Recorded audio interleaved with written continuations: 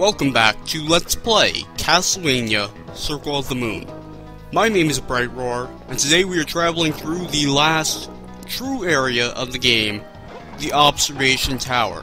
A no barge hold, demon ass kicking area of extreme difficulty. And no gimmicks. No gimmicks whatsoever. No box puzzles, no levers, no boring stuff. This is just pure, true Metroidvania platforming action, and it is glorious. You hear that music in the background? The first time I walked into this area and recognized that tune after 9 years, Vampire Killer, wow, a wave of nostalgia just crashed over me, and it told me this place, this area is going to be the best, and it really is one of the best areas of Circle of the Moon. It has a perfect balance of difficulty, enemies, and exploration. And honestly, there's not a whole lot I can say that's terrible about it. It's the last true area, and it's meant to test your skill as a player. You have to use your weapons, your sub-weapons, and your DSS combos to their most effective abilities. And you gotta be prepared for sure.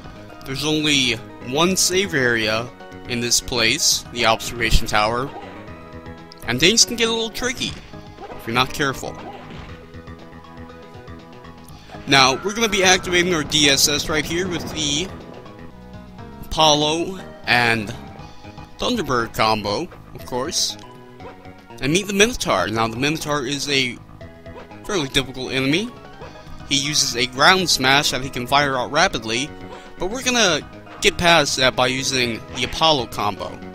Apollo allows us to throw out elemental projectiles by using a button combination, and some of them, especially Thunderbird, are extremely powerful, and if used right can really just wreck enemies. You can just walk right through them if you know what you're doing. Downside is it costs a little bit of MP, not as much as Diana, and the fact that you have to enter a button combination kinda bogs you down if you're not ready for that. But like I said, it can take out enemies real quick, and you have to be strategic about it. Now we're going to be ignoring that first Minotaur right here. As we're trying to streamline everything, I'm not collecting necessarily every upgrade in this area. We'll save that for a collection video later on. Over to the right, you see the Dahulan. Now this guy drops the Thunderbird card and the Platanium armor, if I'm not mistaken.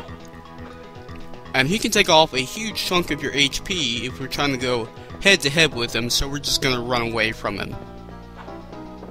And Nathan has the ability to outrun a half of a horse. So, I don't know, I think that's pretty good. Nathan is a god among men, for sure. Just some heat shades and frozen shades chilling out there, but we're not going to mess around with them.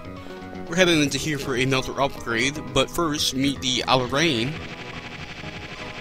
A fairly difficult enemy to defeat with 774 HP and a defensive and offensive mode. You gotta watch out, especially for these tentacles. They're pretty powerful, and what you want to do is find a gap in between them, if you can. Otherwise, you're going to get hit for a lot of damage. Overall, she's not too difficult to take out. You can hit her with her whip on the top part of her, the humanoid part. You'll actually do a lot more damage than I'm doing right now. So she's not too difficult to take down. Now the Demon Lord is right here, and he is the last of the demon family. And he goes down pretty quick like his cousins.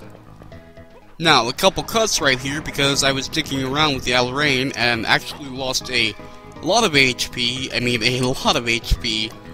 and we're gonna fade out right here as I backtrack to the save point. So sorry, forgive me for all those cutouts, a little sloppy, I know. But this area is difficult, and you gotta be prepared, you gotta be ready to go back when you need to. And this is a pretty cool area right here, this audience room. this theater. I thought it was a little neat that they decided to change it up a little bit. instead of keeping it all the same thing, because I imagine with all these dark colors, it'd be very difficult to see on the original Game Boy.